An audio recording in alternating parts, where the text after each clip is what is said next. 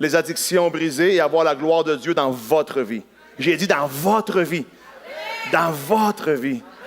Amen. Regarde la personne à côté de toi, fais-lui ton meilleur sourire. Dis-lui belle chemise, beau chandail, beau manteau. J'ai voulu acheter le même que toi, mais toi, il te va beaucoup mieux. Le pasteur Cash Luna a appelé ma femme pour sa fête et il lui a dit, Laura, tu dois accomplir la destinée que Dieu a pour toi. Tu dois accomplir la destinée que Dieu a pour toi. Tu dois dépenser jusqu'à la dernière scène de son argent. Et puis elle est très bonne à ça. Elle a une onction pour ça. Amen. C'est la femme de ma vie, c'est la propriétaire de mon cœur. C'est la propriétaire de mes poumons, mes reins, mon pancréas, mon intestin, de chaque partie de mon corps, mais aussi de mon portefeuille. Les femmes, il y a du monde qui dit les femmes sont rebelles. Les femmes sont rebelles, les femmes ne se soumettent pas. Ça dépend de ce que tu lui demandes de faire. Ça dépend de ce que tu lui demandes de faire. Non? La Bible dit, femmes, soumettez-vous à vos maris. Et il y a des gens qui disent, ma femme, elle ne se soumet pas. J'ai dit, la mienne, oui. Quand je lui dis, prends ma carte et dépense, aucun problème, elle fait même la 1000 extra. Amen. C'est une bénédiction. La Bible dit, c'est pas bon que l'homme soit seul, et c'est une bénédiction que l'homme trouve une femme, et c'est un cadeau de Dieu. Amen. Alors, les célibataires, soyez dans la foi. J'aimerais remercier et féliciter toute l'Église, incluant vous-même, à cause de ce que vous faites pour Dieu, à cause des choses qui se passent ici. Votre foi, la Bible dit, non nos besoins, non pas les défis que nous avons en avant de nous, mais notre foi déplace la main de Dieu. Les gens me disent, pourquoi si Dieu existe, pourquoi il y a tellement de choses qui se passent dans la planète? Pourquoi il y a tellement de situations complexes, des choses compliquées à comprendre? Pourquoi il y a la maladie? Pourquoi il y a des enfants qui meurent? Pourquoi il y a des choses difficiles qui se passent si Dieu existe? C'est parce que Dieu n'est pas déplacé par les besoins, Dieu est déplacé par la foi. Alors ce que Dieu cherche chez une personne, un homme, une femme, que ce soit en avant, en arrière, en haut, que la foi. Et si tu as la foi, ta vie va aller à un autre niveau. Ta vie va déplacer la main de Dieu. Ce qui se passe ici, tout ce qui se passe ici, n'a rien à voir avec les personnes sur la tribune. N'a rien à voir avec moi, n'a rien à voir avec ma femme. Ça a à voir avec le fait que le Saint-Esprit de Dieu est dans la salle. Ça a à voir avec l'Esprit de Dieu, que la volonté d'agir au milieu de nous, qu'il est ici. Et je dis toujours, s'il est ici, des choses incroyables vont se passer. Alors je suis convaincu qu'aujourd'hui, pendant la prédication, pendant que je prêche et je raconte certaines histoires que je pense vont vous inspirer dans la foi, tu vas sentir la présence de Dieu descendre sur ta vie. Il y en a qui vont sentir une chaleur sur eux. Il y en a qui vont sentir la douleur disparaître. Il y en a qui vont sentir, wow, attends une minute, un déclic qui se fait dans ta tête. La Bible dit, comme un homme pense, tel il est. Alors lorsque tu changes ta façon de penser, tu changes ta façon de vivre. Lorsqu'on veut voir des fruits différents, on change la semence. Et ce que nous devons faire souvent dans notre vie, c'est changer nos semences. Changer notre façon de penser, changer notre façon de voir. Souvent, il faut changer de relation aussi. Souvent, il faut se déconnecter un peu de notre passé pour s'engager dans notre présent et avoir un futur glorieux. Ce matin, durant la réunion, des centaines de personnes y étaient également. Et puis, des gens y ont été guéris de toutes sortes de choses. Toutes sortes de maladies ont été guéries. Des douleurs de hanches, des tumeurs, des douleurs, des malaises, des confusions, des addictions. Les gens ont senti la présence de Dieu descendre et je pense que Dieu est le même encore. Pardon? Je pense que Dieu est le même encore, que Dieu va faire des bonnes choses. Chaque dimanche est meilleur que l'autre. Chaque dimanche est meilleur que le précédent. Alors ne manquez pas les assemblées pour participer dans ce que Dieu est en train de construire. C'est une construction, ce que Dieu fait dans notre vie. Et lorsque nous manquons une étape, les choses commencent à chamballer. Restez solide et restez ferme. Lorsque vous prenez une décision pour Dieu, lorsque vous prenez une décision de vous engager dans ce que Dieu a pour vous, la deuxième chose à faire, c'est de rester ferme. Trop de gens prennent des résolutions le 1er janvier et ça t'offre jusqu'au 8 janvier. Après, restons fermes. Si tu as pris une décision pour ta destination en Dieu, reste ferme. Lorsque je dois m'exposer à des décisions, souvent, je prends la décision de changer de destination, mais mes mauvaises habitudes restent. C'est pour ça que la parole de Dieu est pour nous une éducation, de découvrir ce que Dieu a pour nous. Et plus j'ai de paroles, plus j'ai d'instructions. La Bible dit, c'est comme le sel. Nous sommes le sel, on donne de la saveur. Alors, est-ce qu'il y en a qui mangent des steaks ici avec du sel? OK. Est-ce qu'il y en a ici qui mettent un grain de sel sur le steak? Un grain de sel ne change rien. Laisse-moi te dire ceci. Si tu veux avoir la plénitude de Dieu, un verset, ce n'est pas suffisant. Un message, ce n'est pas suffisant. Tu as besoin de plonger. La Bible dit qu'il nous a donné la plénitude. Alors, si Christ a payé pour nous la plénitude, une vie en plénitude, recevons la totale. Dis avec moi la totale. Seigneur, je ne veux pas une pointe de pizza, je ne veux pas une portion, je ne veux pas un morceau, je veux avoir la totale. Alors, laissez-moi vous donner un conseil que vous ne m'avez pas demandé aujourd'hui. Est-ce que vous le voulez? Un conseil, je pense, qui m'a aidé, moi, et je pense que c'est vital lorsqu'on parle des choses de Dieu et lorsqu'on veut construire notre vie et être dans la plénitude, être dans l'abondance, dans tout ce que Dieu nous appelle à être. La Bible dit, il y a à l'intérieur de nous un énorme potentiel. Il n'y a rien de plus triste que de mourir avec du potentiel. Il n'y a rien de plus triste que de mourir avec de l'énergie. Use-toi, bâtis ta vie, combat, va-toi. Développe tout ton potentiel. Va chercher le maximum. Va chercher tout ce qu'il y a en toi. Souvent, je fais cette comparaison-là et je dis, la dernière chose que je veux avec moi, c'est arriver à 75 ans, à 80 ans, à 85 ans et avoir une conversation de mauvais goût. Avoir une conversation de mauvais goût va ressembler à Georges.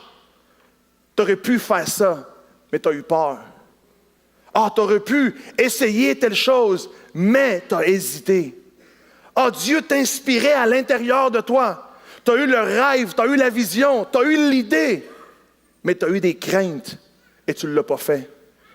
Et tu as eu des insécurités. Et le dernier discours que je veux avoir avec moi-même, c'est un discours de regret. Où je dis, je regrette de ne pas avoir essayé. Je regrette de ne pas l'avoir fait. Je regrette de ne pas avoir mis ma foi en action. Alors, pour développer ton plein potentiel et recevoir tout ce que Dieu a pour toi, laisse-moi te donner un conseil. Fais attention comment tu écoutes. Attention comment tu écoutes la parole. Les prochains 27 à 28 minutes vont être cruciales pour toi. Parce que la Bible dit, une seule parole qui sort de la bouche de Dieu a la puissance de transformer toute ta destinée. Si une seule parole qui sort de la bouche de Dieu pour toi a la puissance de transformer ta destinée, imagine si tu prêtes attention. Maintenant, ceux qui font du fitness, ceux qui s'entraînent, savent de quoi je parle. Les entraîneurs savent ce que je veux dire. Ils disent toujours, c'est pas de s'entraîner qui est important, c'est de bien s'entraîner. De bien travailler ton muscle, de bien travailler dans ta session, de profiter au maximum d'un exercice bien fait pour que tu puisses te sentir vivant. Tu puisses te sentir rempli d'énergie. La Bible, c'est la même chose. Le message de Dieu, c'est la même chose. Tu dois écouter comme il faut, parce que la parole dit que selon tu écoutes, tu vas recevoir. Est-ce qu'il y en a qui sont venus pour recevoir? Juste la main, s'il vous plaît, de ceux qui sont venus pour recevoir, juste pour savoir à qui je m'adresse aujourd'hui.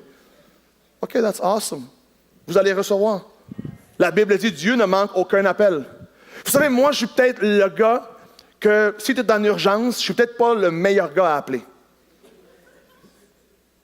Il dit non, mon chum, il dit non. Si jamais à moins que tu me textes 911, ça c'est le code. Si tu me textes 911, je réponds. Peu importe ce que je fais. Ma femme dit, OK, je comprends, après 20 ans. Après 20 ans, je comprends pourquoi. Mais écoutez ceci, Dieu ne fonctionne pas comme ça, Dieu répond toujours. La Bible dit, invoque-moi et je te répondrai. Et c'est quelqu'un ici ce matin qui se dit, Seigneur, moi je suis prêt à mettre ma foi en action, à écouter ton message et à recevoir de toi, à t'adresser ma prière, à présenter mon besoin, tu vas voir la gloire de Dieu. Dieu ne manque aucun appel. Dieu, dans son téléphone, il n'y a aucun appel manqué. Dans son téléphone, Dieu n'a aucun appel manqué. Chaque fois que quelqu'un cogne, il ouvre. Chaque fois que quelqu'un appelle, il répond. Chaque fois que quelqu'un cherche, il s'arrange pour que la personne puisse trouver. Alors, s'il y a quelqu'un ici dans cette condition-là de « je cherche », rappelez-vous, je dis toujours que la parole requiert de notre part une action. La parole requiert une réponse. Lorsque je dis « Dieu va guérir », est-ce qu'il y a quelqu'un ici qui a besoin de guérison? Si c'est ta situation, saisis la parole. Parce que Dieu peut seulement fonctionner avec qu'est-ce que tu saisis. Avec qu'est-ce que tu saisis. T'entends, ça rentre dans ta tête, ça descend dans ton cœur. Quand ça rentre dans ton cœur, ça veut dire que c'est saisi. Et tu viens devant Dieu avec ce que tu as saisi. Seigneur, je saisis que tu as toute la puissance pour guérir, toute la puissance pour briser les addictions, toute la puissance pour restaurer. Et parce que j'ai saisi ça, je peux rentrer dans l'héritage.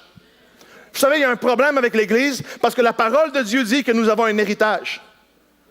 Alors, on est bon à comprendre que nous avons un héritage. On est mauvais à vivre en tant qu'héritier. Je le laisse répondre ici, je vais le répéter là-bas. La Bible dit que nous avons en lui un héritage. Et on est super bon à croire que nous avons un héritage, mais on est mauvais à vivre en tant qu'héritier. Parce qu'on ne s'est pas formé. Et si on se forme à vivre en tant qu'héritier de Dieu, on va recevoir tout ce qu'il a payé pour nous. Pardon, recevoir quoi? Tout ce qu'il a payé pour nous. J'ai découvert dans la parole que Dieu est un Dieu de miracles, que Dieu est vivant, que Dieu agit, que Dieu opère encore aujourd'hui. Amen? Parce que sinon, on devient une religion. La minute que tu vas rentrer ici, je pense que cette journée-là ne va jamais arriver, où Dieu n'agit pas, où Dieu n'est pas présent, où l'Esprit de Dieu n'est pas là. Cette journée-là ne va jamais arriver, parce qu'on ne sera jamais une religion ici. On croit dans un Dieu puissant. On croit dans un Dieu vivant. On croit dans un Dieu capable de faire encore aujourd'hui des choses glorieuses. Et moi, je dis toujours, on n'est pas une religion organisée, on est des gens avec des relations organisées. Pensez à ça.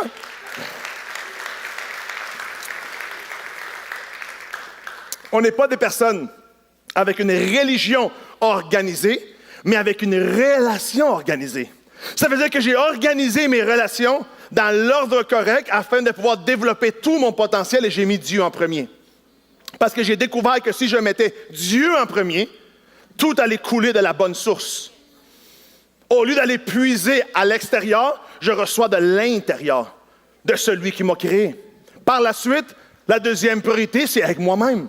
Je veux m'assurer que je vais bien. Je suis la personne la plus importante de ma vie.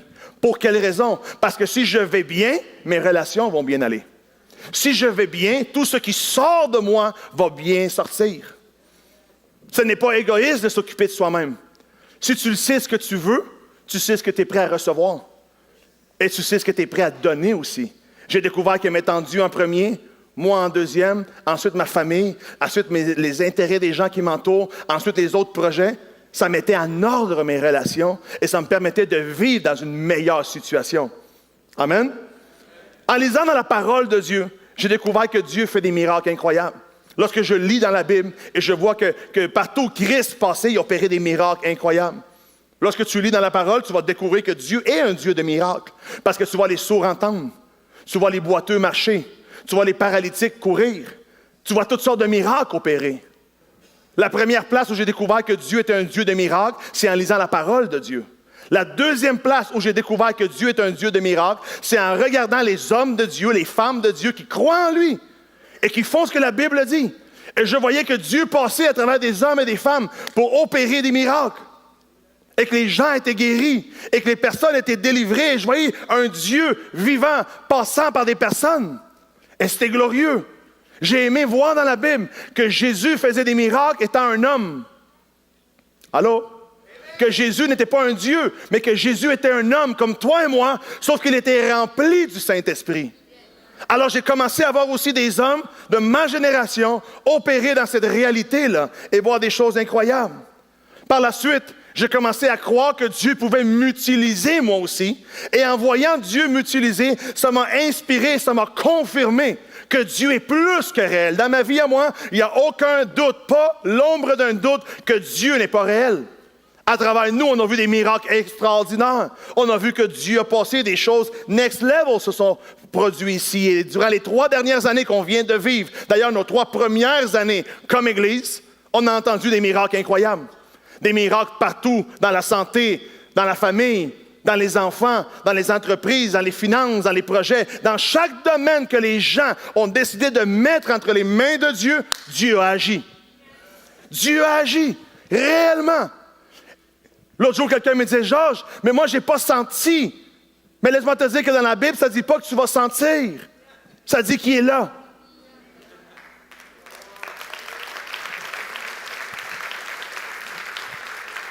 Jamais je me suis concentré sur sentir Dieu. Je me suis concentré sur ma foi me dit qu'il est là. Me convaincre qu'il est là. Et parce que j'ai été convaincu qu'il est là, il a agi. Conscient de sa présence. Conscient qu'il est là. Et quand Dieu nous a donné la direction à suivre pour l'Église, lorsque l'onction de Dieu est venue sur l'Église, Dieu nous a donné aussi d'inspirer les personnes. Dieu nous a donné une direction et aussi une instruction d'enseigner l'Église. C'est pour ça que vous avez vu aujourd'hui la fille qui a eu son certificat du collège essentiel qui vient de finir et un autre qui vient de commencer, une autre session a commencé lundi dernier. Dans le premier service de ce matin, on a donné 3 méritards. C'est des personnes qui ont eu 95, 96, 98%. Plus de 170 personnes sont présentes dans la session actuelle qui disent « Oui, Seigneur, je veux apprendre de toi. Je veux découvrir ce que tu as pour moi pour la simple raison que je veux me donner l'opportunité de croire. Parce que tu as une seule chance. Combien de chances?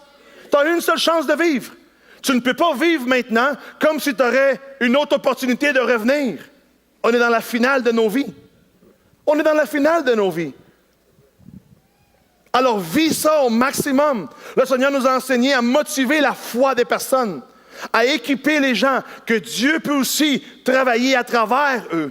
C'est pour ça que dans nos 2 réunions, il y a des centaines de personnes remplies de Dieu, remplies de foi, qui croient que Dieu agit encore aujourd'hui et que Dieu fait des miracles incroyables. Et Dieu n'a pas changé, Dieu n'a pas diminué en puissance, Dieu veut se manifester dans cette réunion aussi. De la même façon que Dieu s'est manifesté ce matin, Dieu va le faire dans ta vie aussi maintenant. Dans les prochaines 15 minutes, je vais commencer à prier et je vais demander à Dieu de faire quelque chose de glorieux, s'il vous plaît. Et si la régie peut m'allumer le moniteur en avant, ça serait très apprécié, s'il vous plaît. Regardez ce que la parole de Dieu dit. Acte 1, verset 8. « Mais vous recevrez une puissance, le Saint-Esprit survenant sur vous, et vous serez mes témoins. » Vous serez quoi? Vous recevrez une puissance et vous serez des témoins. Maintenant, est-ce que vous et moi, nous croyons que Jésus-Christ est ressuscité? Oui? Est-ce qu'on y croit? Avons-nous été témoins de? Non. Est-ce que nous croyons que Lazare est ressuscité? Oui. Avons-nous été témoins de? Non. Est-ce que nous croyons que Pierre a marché sur les eaux? Est-ce que nous croyons que l'homme aveugle dans Jean 9 a retrouvé la vue? Nous croyons. Nous lisons dans la parole de Dieu et nous croyons. Avons-nous été témoins? Non. Mais la Bible dit, vous allez être mes témoins. Qu'est-ce que ça veut dire? Ça veut dire, si Dieu me dit, tu as reçu une puissance et cette puissance-là va t'équiper pour que tu sois un témoin, ça veut dire que toi aussi, tu vas avoir des choses glorieuses dans ta vie. Ça veut dire que ce ne sera pas seulement des choses que tu vas avoir lues, pas seulement des choses qu'on va t'avoir racontées, mais des choses aussi que toi, tu vas voir. Tu vas être témoin de ta propre histoire. Tu vas être témoin de ta propre guérison, témoin de ta propre bénédiction, témoin de ta propre multiplication, que Dieu va t'amener à un autre niveau, témoin de tes addictions qui vont disparaître, témoin d'une nouvelle harmonie qui s'installe dans ta famille, témoin de quelque chose de neuf que peut-être tu ne connaissais pas, que peut-être tu n'avais jamais entendu parler, mais que Dieu veut faire dans ta vie. Témoin. J'ai dit, Seigneur, ce matin, on a été témoin de tout ce que tu as fait, des guérisons que tu as opérées, des cœurs que tu as changés. Maintenant, c'est ton tour à toi aussi d'être un témoin. Malachie 3, verset 6 dit, Dieu ne change pas. Dieu quoi? Notre Dieu ne change pas. Il guérissait hier, il va guérir aujourd'hui et demain encore. Il est le même pour toujours. C'est ce qui est excitant de la part de Dieu. C'est que notre Dieu ne change pas. J'ai découvert que Dieu guérit dans la parole de Dieu et Dieu guérit encore aujourd'hui. C'est drôle que je dis souvent que Dieu veut que toi tu changes, mais lui ne change jamais. C'est la paradoxe de Dieu. Il veut que toi, tu ailles de gloire en gloire. Il veut que toi, tu ailles de victoire en victoire. Il veut que toi, ta famille aille mieux, que tes projets aillent mieux, que tu expérimentes plus de gloire, plus de bénédiction, plus d'harmonie, plus de paix, plus de mieux-être. Il veut que tu changes, mais lui ne change pas. Alors ça devient la fondation de notre vie, que je crois dans un Dieu qui ne change pas. Et s'il ne change pas, ça veut dire qu'il n'est pas fâché après moi. Parce que la Bible dit qu'il m'a aimé d'un amour infini. Quand j'ai des bonnes journées, il m'aime. Quand j'ai des mauvaises journées, il m'aime pareil. Je ne sais pas si ça vous est déjà arrivé que à cause que tu as vécu une journée so-so, tu penses que Dieu t'aime plus. Tu penses que Dieu n'est plus pour toi. Tu as honte de toi. Et au lieu de t'approcher de Dieu, tu t'éloignes de Dieu. Combien de fois j'ai pas fait cette erreur-là? Des journées où j'étais un bon chrétien, un bon croyant. Et j'étais fier de m'approcher de Dieu. Et dire, Seigneur, me voici ton fils que t'aimes. Et après des journées plus compliquées, des situations plus un peu hors de contrôle, et parce qu'on n'a pas eu la bonne journée, on s'éloigne de Dieu. On a honte de s'approcher. Quand à la fin, c'est là qu'on devrait courir plus vers Dieu. C'est là qu'on expérimente le vrai amour de Dieu. Que même lorsqu'on n'est pas parfait, c'est lui qui l'est.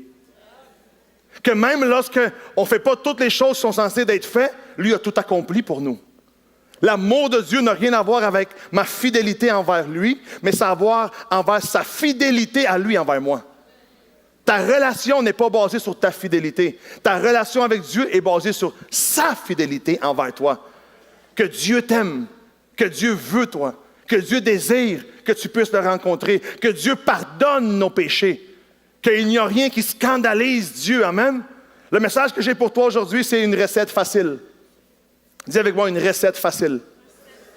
Combien c'est cool lorsqu'on a faim, lorsqu'on a une famine, un grand goût, et tu as le goût de manger quelque chose, et tu as tout ce qu'il faut. Est-ce que ça vous arrive des fois? C'est-tu cool, ça? Quand tu as faim, tu ouvres le frigo, puis tu as tout le nécessaire pour manger quelque chose, pour grignoter au pire. Dieu, c'est la même chose. Tout le nécessaire pour ton miracle est déjà en toi. Tout le nécessaire pour recevoir ton miracle est déjà à l'intérieur de toi. La religion nous enseigne souvent que voici les 14 pas pour recevoir un miracle, et si tu oublies un, il n'y a plus de miracle. Laissez-moi vous dire ceci, tout le nécessaire est déjà à l'intérieur de toi. Tout le nécessaire est déjà pour toi, et Dieu veut faire quelque chose de cool dans ta vie. Dieu veut faire quelque chose de glorieux. Dans Matthieu chapitre 5, 6 et 7, Jésus se retrouve entouré d'une multitude et il leur enseigne sur les béatitudes de l'humanité. Maintenant, ces 3 chapitres-là de la parole de Dieu sont des chapitres percutants à un autre niveau. Dis avec moi, à un autre niveau. Pourquoi? Parce que les philosophes, les érudits de littérature de ce monde ont lu ces chapitres-là et pour une fois, ils se mettent d'accord sur quelque chose. Pour une fois, ils se sont mis d'accord sur le fait que ces 3 chapitres-là de la Bible sont les écrits les plus importants pour l'humanité.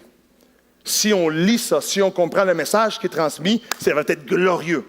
Notre vie va aller de gloire en gloire. Notre espérance va être meilleure. Mais j'aime ce qui se produit après. Parce que lorsque Jésus finit d'enseigner, la Bible dit qu'il descend dans la ville. Et lorsqu'il descend dans la ville avec ses disciples, un lépreux s'approche de lui. Qui s'approche de lui? Et qu'est-ce qui se passe? Parce qu'il avait une condition de santé particulière. La loi disait qu'il devait se tenir au loin. À cause de sa condition de santé, il devait se tenir loin des personnes. Il ne pouvait pas s'approcher des gens parce que les personnes avaient peur d'être contaminées. Dans la région où il habitait, il avait l'obligation, comme lépreux, de s'exilier de la ville. Il avait l'obligation de vivre loin de sa famille. Il avait l'obligation de vivre à l'extérieur de sa ville, à l'écart. Et il devait porter, à chaque fois qu'il se déplace, une cloche. Et il devait cogner la cloche, faire sonner la cloche et crier « lépreux, lépreux, lépreux ». Pour quelle raison? Pour que les gens s'éloignent de lui. Pour que les gens ne s'approchent pas de lui. Imagine quelle vie misérable à cause de la maladie. Imagine quelle vie compliquée il vivait à cause de sa condition. Mais il a eu l'audace, dis avec moi l'audace. Malgré sa situation, malgré sa condition, malgré ce qu'il vivait, de s'approcher de Jésus et de voir quelque chose de glorieux. J'imagine la surprise des disciples lorsque la multitude descend et ils voient le lépreux s'approcher. Et ils le voient probablement en train de faire sonner sa cloche. Et pendant qu'il sonne sa cloche, tout le monde s'éloigne. Tout le monde recule. Tout le monde fait marche arrière. À part une personne qui n'est pas impressionnée par la maladie, qui n'est pas impressionnée par le péché, qui n'est pas impressionné par ces choses-là du monde. Jésus-Christ lui-même lui ouvre un chemin. Et lorsque Jésus lui ouvre le chemin, il a eu l'audace de s'approcher de lui. Et il lui dit, Seigneur, dans Matthieu 8, verset 1, il lui dit, Seigneur, si tu le veux, tu peux me guérir. Il lui a dit, Seigneur, si tu le veux, tu peux me guérir. J'aime qu'il n'a pas dit l'inverse, parce que l'inverse change la prédication. L'inverse change la possibilité de voir un miracle. Il lui a dit, Seigneur, si tu le veux, tu peux. Ça veut dire qu'il s'approche de Jésus en sachant que Jésus veut déjà. En sachant que Jésus est capable de le faire. En sachant que Jésus est déjà prêt. Et quand lui, sa solution est là. Ça me laisse savoir que ce lépreux-là a déjà obtenu des victoires internes. Qu'il avait déjà résolu des choses à l'intérieur de lui. Que lorsqu'on essaie de le disqualifier pour le miracle, lui a dit non, non, non, non. Même si j'ai des raisons de me disqualifier pour le miracle, mon Seigneur veut. Même s'il y a des personnes qui me disent « Non, non, c'est pas pour toi », mon Seigneur veut me le donner. Ça n'a rien à voir avec est-ce que tu le mérites ou non. Ça a à voir avec sa volonté et son désir de te le donner. Ça a à voir avec le désir de Dieu de te donner le miracle, que tu puisses vivre dans la vérité. J'aime qu'il lui a dit « Si tu le veux, tu peux ». Et Jésus lui répond immédiatement « Oui, je le veux ». Qu'est-ce qu'il lui répond? Quand il lui a répondu? Immédiatement, la Bible dit. J'aime que Jésus a dit, oui, je le veux, mais tu dois faire 1, 2, 3 et 4. Non. La Bible dit immédiatement, Jésus lui a dit, oui, je le veux. Il impose ses mains sur lui et tout de suite, il est guéri. Quelqu'un qui croit en Dieu, pas quelqu'un qui croit dans une religion, quelqu'un qui croit en Dieu voit la puissance de Dieu dans sa vie.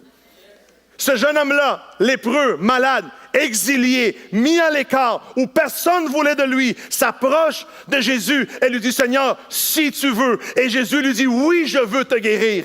Oui, je veux restaurer ta vie. Oui, je veux changer ton existence. Imagine l'impact que cette rencontre avec Jésus a eu. La révélation que ce lépreux-là a de Jésus-Christ transforme son histoire.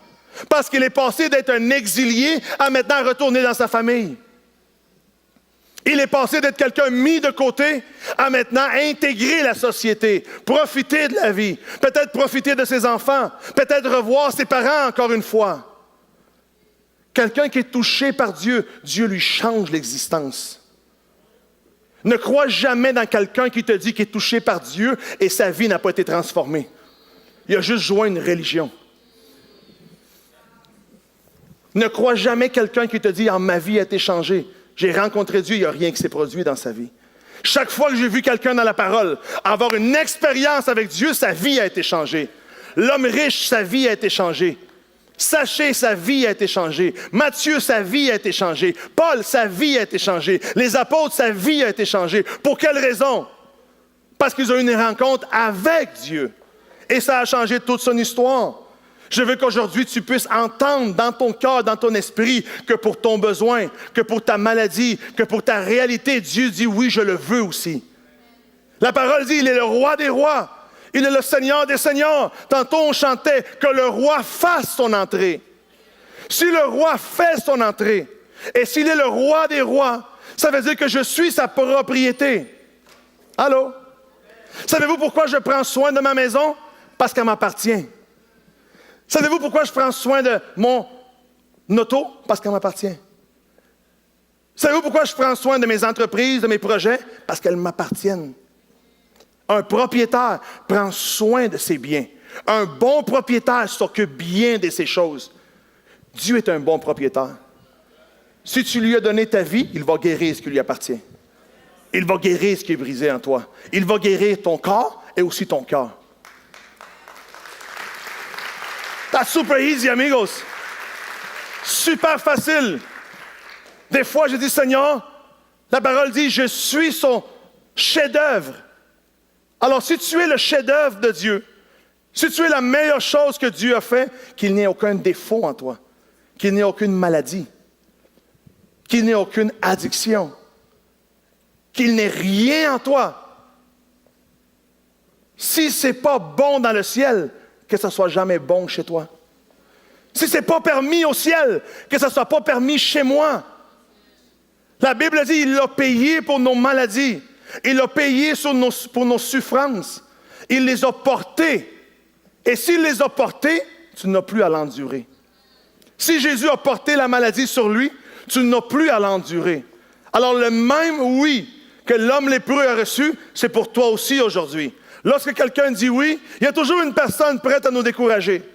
Il y a toujours quelqu'un prêt à dire non, le miracle n'est pas pour toi. Non, arrête de rêver dans cette promesse-là parce que tu n'as pas ce qu'il faut, tu n'as pas la ressource, tu n'as pas les connexions, tu n'as rien de ce qu'il faut. Il n'y a aucune solution. Rien n'est bon pour toi. À chaque fois que tu essaies d'entreprendre quelque chose, je me rappelle lorsque j'ai commencé à entreprendre mon aventure de foi. Tout mon entourage a essayé de me décourager. Tous mes amis ont commencé à me dire, bro, t'es malade, bro, qu'est-ce que tu fais? Toi? Dieu t'utilisait, toi? What?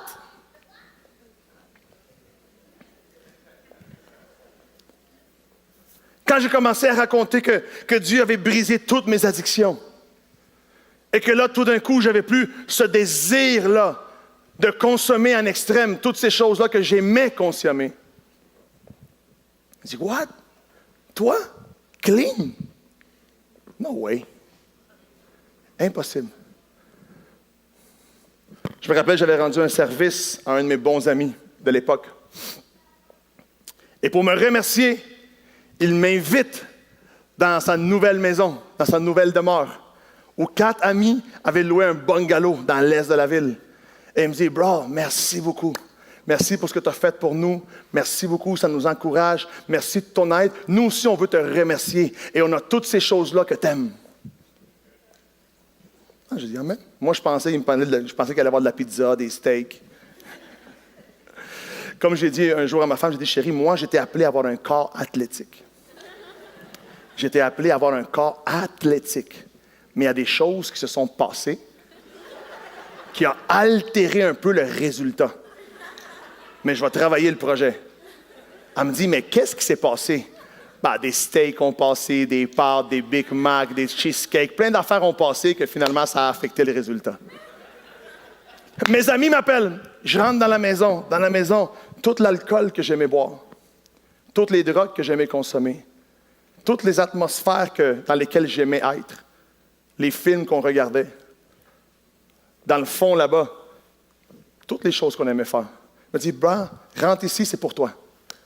Puis j'ai dit, regardez ça, puis j'ai dit, moi j'ai pris la décision de changer de vie. J'ai pris la décision de rentrer dans quelque chose de neuf, dans quelque chose de plus grand, dans quelque chose de supérieur, dans une destinée plus glorieuse. Maintenant que j'ai pris la décision de vivre comme ça, je vais rester ferme. Tout le monde ici va passer ce test-là. Tout le monde va passer ce test-là, où tu prends la décision de finalement te garder pour Dieu. D'aimer le sexe. Yes, it's amazing. Beautiful, incroyable. Un beau cadeau pour les couples, dans le contexte. Alors, j'ai pris la décision de... Et lorsque j'ai été tenté, je suis resté ferme. J'ai pris la décision, Dieu m'a libéré de toutes mes addictions. Lorsque j'étais exposé à la tentation, je suis resté ferme. Chaque jeune ici, chaque personne ici, peu importe ton âge, tu vas devoir passer par ce test-là. Quand le test vient, reste ferme. Parce que la Bible dit, résiste et la tentation va partir. Résiste. Tu sais quoi? Tu sais qu'est-ce que Dieu m'a dit un jour? J'avais de la misère avec quelque chose dans ma vie. Et Dieu m'a dit, résiste 1 minute de plus. Résiste juste 1 minute de plus. Au lieu de succomber, résiste. 1 minute de plus. Et chaque fois que je sentais que j'étais sur le bord de succomber, j'entendais à l'intérieur de moi, 60 secondes de plus. Avez-vous vu le film Gone in 60 Seconds? Ça veut dire que tu as 60 secondes partir. 60 secondes pour changer d'atmosphère. 60 secondes pour changer de pensée. 60 secondes pour raccrocher le téléphone. 60 secondes pour dire non, ça ne m'intéresse pas. Et je reste ferme dans ce que Dieu a pour moi. Pourquoi? Pourquoi si Dieu m'a lavé, pourquoi je vais me contaminer? Ne fais pas d'auto-sabotage. J'ai un message dans notre chaîne YouTube qui s'appelle Auto-sabotage. Allez l'écouter. Peu importe le diagnostic que nous avons dans notre vie. Je dis des choses à midi que je ne dis pas à 10 heures. Hein? Je dis des choses à midi que je ne dis pas à 10 heures. Les gens de 10 heures m'écrivent, parce que le message qu'on met en ligne, je pense que c'est celui de 10 heures, celui qui reste dans le catalogue. Et ils me disent, tu dis des choses que tu ne dis pas. J'ai dit, ouais, mais c'est parce que la gang de midi ont besoin de plus. Eux, ils ont besoin de plus de Dieu, alors on leur donne un peu plus. Hey, j'aimerais te dire ceci. Dieu n'est pas un Dieu de diagnostic. Dieu est un Dieu de promesses. Rien n'impressionne Dieu. Peut-être est venu ici avec un diagnostic de maladie, de situations compliquées, de choses qui ne changent pas dans la vie, de choses difficiles. Notre Dieu est un Dieu de promesses, pas un Dieu de diagnostic. Et il n'y a rien qui impressionne Dieu. Alors je veux t'inviter à entendre la voix que le lépreux a entendue, qui disait « Oui, je le veux, Seigneur. Oui, je veux le faire. Oui, je suis capable. » Peu importe ce qui se passe, peu importe, Seigneur, ce qu'il y a dans notre vie, un non humain ne peut pas compétitionner avec un oui divin. Amen. Je répète, un non humain ne peut pas se battre avec un oui divin. Alors Dieu est capable, peut-être une réalité aujourd'hui difficile, peut-être une réalité aujourd'hui compliquée, mais Dieu est capable de toucher ta réalité avec une nouvelle vérité. Quelque chose de nouveau venait dans ta maison. Peut-être l'harmonie est compliquée chez toi, mais peut-être Dieu peut installer une paix surnaturelle dans ta maison. Peut-être Dieu peut briser la maladie, briser l'échec, briser la solitude, briser les sentiments de rejet, te redonner un nouvel essor, te faire rebondir dans la vie, revenir dans ce que Dieu a pour toi. Regardez ce que la parole de Dieu dit. Dis avec moi une recette simple. Une recette super simple. Le lépreux a simplement été voir Jésus avec audace et il lui a dit, Seigneur, est-ce que tu veux? Et Jésus a dit, oui, je le veux. Pour le miracle, c'est simple. T'approcher de Dieu, t'approcher d'un Jésus qui veut te guérir, qui veut te donner plus, qui veut que ta vie aille à un autre niveau, que tu rentres dans tout ce que Dieu a pour toi. Super simple. Je finis avec ça. Marc 2, verset 1. Marc 2, verset 1. Quelques jours après, dis avec moi quelques jours après, Jésus revient à Capernaum. On a appris qu'il était à la maison. Il était où? On a appris que Jésus était à la maison. Jésus était dans la maison. Et si on continue à lire, vous voyez encore un miracle phénoménal qui se produit, où un homme paralytique rentre et il est complètement pardonné, restauré et guéri. Rentré paralytique, parti en courant. Rentré paralytique, parti en marchant. Rentré couché sur un lit et il est parti au lieu que son lit le transporte, celui qui transportait son lit. Ah, je vais le dire ici. Au lieu que ses addictions le contrôlent, celui qui contrôlait les addictions. Au lieu que sa maladie le contrôle, Dieu l'avait complètement libéré. Dieu l'avait amené à un autre niveau. Et j'aime que le chapitre commence par Jésus était dans la maison. Il y a une énorme et belle promesse précieuse qui dit lorsque 2 ou 3 sont réunis, il est là. Il y a une promesse qui dit lorsque 2 ou 3 s'accordent dans son nom, il est là. Et s'il est dans la maison, si Jésus est dans la maison, if Jesus is in the house, préparez-vous, parce que vous allez recevoir tout ce que vous êtes venu chercher, tout ce que vous êtes venu croire, tout ce que vous êtes venu. Dieu va transformer ton existence. Et tu vas rentrer dans son abondance, dans sa plénitude. Si Jésus est là, la maladie se transforme en guérison.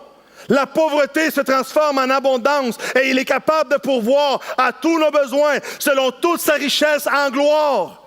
Selon la gloire de toute sa richesse. Et c'est glorieux de voir, si Jésus est là, tout change. Si Jésus n'est pas là, la souffrance continue. Si Jésus n'est pas là, la maladie continue. Les douleurs, la confusion continue. Les malaises continuent. Mais si Jésus est là, si Jésus est dans la maison, la possibilité de recevoir un miracle est de 100%.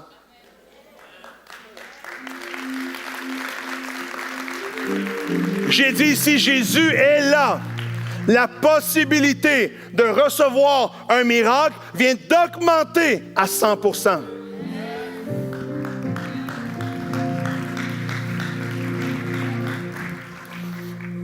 Un jour, mon garçon se portait son seau. Et je lui ai dit, on fait tirer une calotte. Est-ce qu'il y en a qui comprennent c'est quoi? J'ai des amis qui savent c'est quoi une calotte. Je dis, on fait tirer un home run. Moi, je vais te knocker, bro. OK? C'est ça que je dis à mon garçon. On fait tirer un uppercut. Puis toi, les billets de tirage, tu les as tous dans tes mains. C'est sûr que tu le gagnes. Avez-vous compris? C'est sûr qu'il a mangé une. Laisse-moi te dire ceci. Quand tu as 100% de probabilité de recevoir un miracle, ça veut dire que tu sors d'ici guéri. Ça veut dire que tu sors d'ici restauré.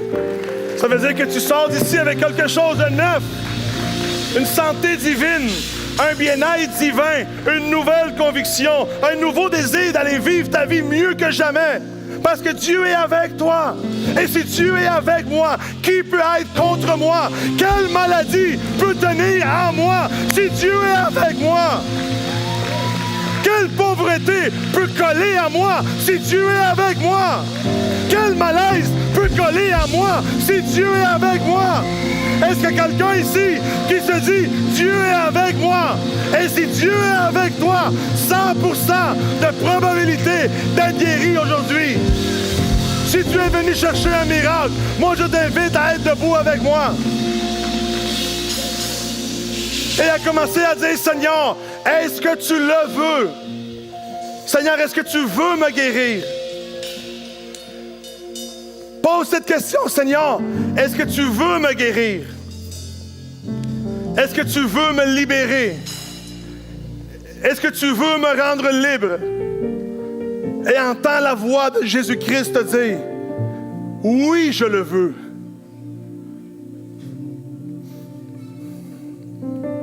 S'il y a quelqu'un ici qui entend la voix de Jésus-Christ,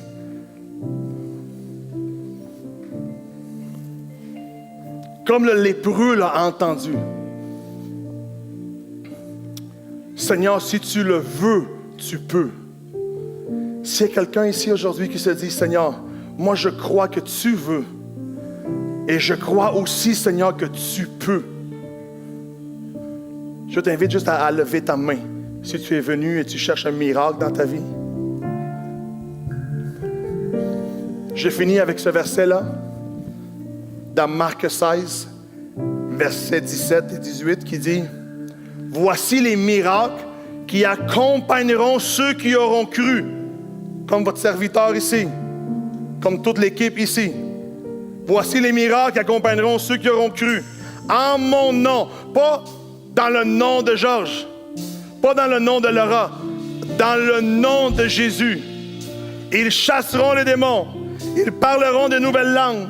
Ils saisiront des serpents, s'ils voient quelque chose de mortel, il ne leur fera point de mal. Et voici la partie qui vous importe pour vous aujourd'hui. Ils imposeront les mains aux malades et les malades seront... Ils imposeront les mains sur les malades et les malades seront guéris. Nous croyons encore aujourd'hui que Dieu fait des œuvres miraculeuses au-delà de nos plus grands exploits, au-delà de tout ce qu'on peut espérer. Alors pendant que je prie pour vous, j'aimerais commencer à prier maintenant. Si tu as besoin d'un miracle dans ta vie, connecte avec moi. La parole dit, lorsque 2 ou 3 prient, il est là. L'accord est un lieu de puissance. L'accord est un lieu de puissance.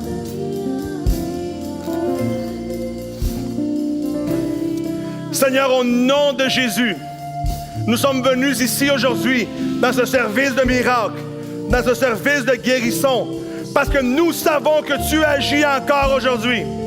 Parce que nous savons que tu opères encore aujourd'hui et que tu es un Dieu vivant et que tu agis dans la vie de ceux et celles qui ont la foi et qui croient en toi, Seigneur.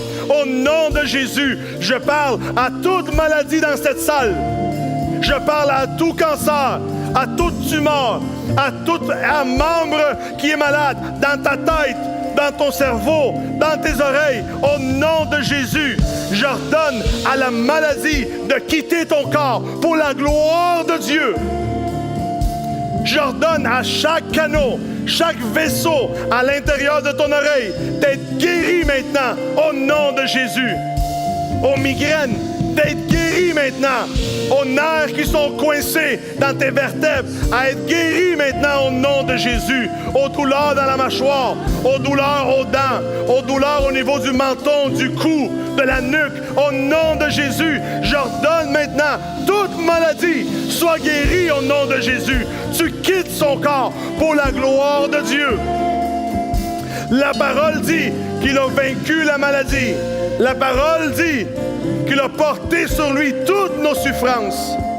Au nom de Jésus, pour la gloire de Dieu, vois comme il faut.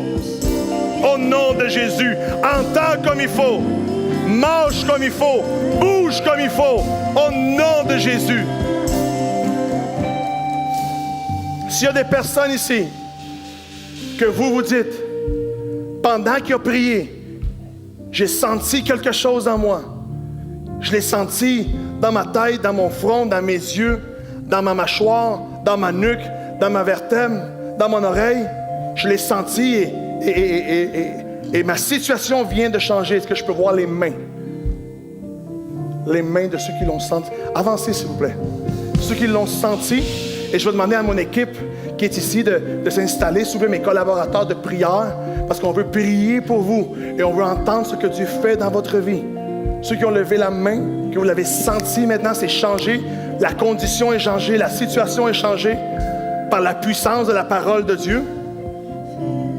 Et c'est l'équipe qui est ici, l'équipe de la deuxième réunion, Roman, Jeffrey, ceux qui sont déjà là, Sabrina, j'aimerais qu'on puisse prier pour les gens. Avancez-vous et priez pour les personnes. La Bible dit imposez les mains, ceux qui ont cru, imposez les mains sur chaque personne malade et voyez les maladies guéries. Donnez-vous de l'espace un peu. Il y a en masse d'espace ici. Et vous en arrière, vous dans la salle, préparez-vous aussi. Parce que pendant qu'on prie pour toutes ces douleurs, ces souffrances-là, en haut de la tête, vous allez voir la gloire de Dieu aussi.